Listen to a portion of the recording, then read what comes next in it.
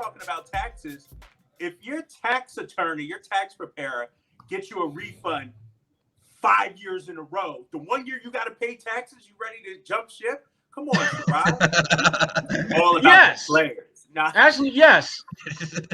I want to have Drake. You know what? Hey, Drake, here's the thing with that. I may not be ready to jump ship, but we need to have a conversation and figure out why the hell are things so different now. And I don't think that's happening. I don't think that they have had that come to Jesus moment where they're saying, Brad, what the hell's going on with us? Why are we 500? We got two All-Stars this year, 3 in the last 2 years. We got this young buck upcoming and Robert Williams III. We got a great late round still in Peyton Pritchard who's balling. And I looked up and we're a 500 team. Come on, Grapes. Hey, but who put together that roster? So Danny Ainge. We just went over this. Drapes. Keep it coming. Come on, keep it going. He likes this.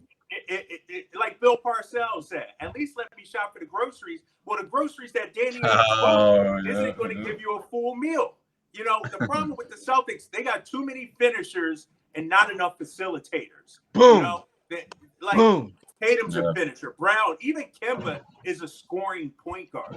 It's not like he's a facilitator. So when you talk about trades, I know y'all mentioned Lonzo Ball has been mentioned out there. That's not going to happen. It ain't going to happen, but they need somebody like that. Somebody like that can impact the game without scoring. They don't have that right now. Drapes, can you hear me? Yes. Let me ask you this question, okay? Why is Kemba on this roster to begin with? Ooh. I can tell you. I can answer what Drake's answer. Here, first of all. No, but sure. But the real reason is so mad about that. The real reason it was a mad scramble because Kyrie Irving left, okay? Which was a guy that Danny provided for Brad, okay? And for whatever reason it didn't work, okay? What is the major reason that they're struggling right now? Gordon Hayward, who Danny got for this team, who was a talented player, didn't want to play out his contract. And you also had Al Horford leave, which we all discussed. So again, Danny, you might pin this specific roster with the players left in it on Danny Ainge and say this was an ill-fitting team, but how much of it was a mad scramble trying to make up for a bunch of unforeseen circumstances where players that you got and you brought in didn't even finish their contracts here? Exactly. And where does that problem lie? Where does that problem lie? That's on Danny because he's chasing on Danny. Yeah, he's chasing fully bad money with good money with bad. Like, don't double down and make more mistakes. John, the real who was against Kemba last year? Who was against the Kemba signing? Nobody. That's his revisionist. Yeah. They got declining assets. But everyone thought that was a great signing last year. That Danny did it and he pulled a rabbit out of the hat. Everyone thought it was a great signing last year. They did. Because of who they lost, who he was placed. But still, it was like, wow. And Kemba was the prize free agent of that class. And Danny snuck in and got him. And everybody was very for it at the time. And now it's easy to say this team looks like a mess because you're right. They're all give me the ball scorers. Danny's not going to hire you as his assistant next week, big fella. Calm down. Here's the problem. You got 3 first-round draft picks that aren't doing anything for your roster right now. Neesmith, Grant Williams, Romeo Langford. You can't miss on so many draft picks. Even Rob Williams has been slow to develop. And so, sure, Danny's been able to get the stars, but he hasn't been able to fill out the roster. He missed. And that's the problem. He's misfired on drafts for sure the last couple of years. Those 2 missed lottery picks, if you have a different player in there, it's a totally different team. Danny owns that one 100%. I'm not putting Rob's development. Why didn't Rob develop faster?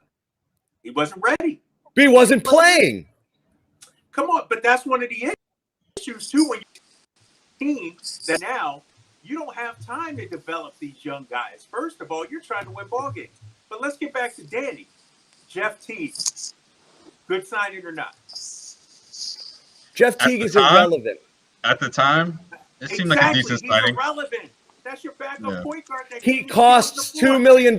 If the success of your team hinges on your 10th player that you spent $2 million in the offseason, you're screwed. Sherrod, tell him. The big disappointment is Tristan Thompson. Thompson is the miss. Because here's the thing: you were able to mitigate the signing of Teague by the play of Pritchard. Pritchard has given you pretty much what you would have wanted to have gotten from Teague. So that you got lucky with that one. But Tristan Thompson, he's not helping you. He's a good offensive rebounder, and that's it. And Drake, you know they had high hopes on him. You know Danny was thinking he was going to come in and not be like an Al, but at least in the locker room, you know, that kind of guy to get everyone refocused. The anchor on defense, he has not been that guy. And people love that signing too. Exactly, but it didn't pan out, John. Everybody loves it. It's a miss. Danny deserves a huge piece of the blame pie as well. But you're not telling me that Brad's allowing this team to be the best version of itself right now. It's just not happening. Nobody's saying but Make Miss Lee. Is Brad any different than the guy that coached them to 3 out of 4 Eastern Conference Finals? Like, tell me Brad's shortcomings, please. I want to. Let me ask you this: if you have a team that consistently starts poorly,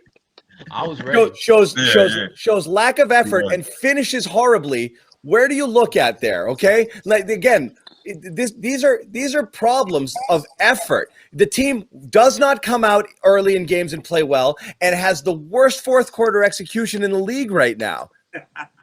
But just remember, years ago, it's not even close. One of the best fourth quarter teams. Remember, just a few years ago, we were talking about the Celtics never say die attitude. We were talking about the Celtics saying they're never out of the games. Because they used to buy into their coach, man. They used to buy into their coach. Drapes, we're not saying one person is to blame. We're not saying one person is to blame. What we're saying is no one is above reproach here, okay? Brad is not bulletproof in this scenario at all. Drapes, there's only 2 common threads from those teams that you talked about that were great fourth quarter executions and the team that we have now. And those 2 threads are called Danny Ainge and Brad Stevens. Mm-hmm. So if we're trying to figure out just how to distribute the blame, I think you need to start with those 2 because they are, again, does this mean that you get rid of Brad? No, I don't think you should do that because frankly, I don't think you can find somebody better than him, to be candid with you. Right.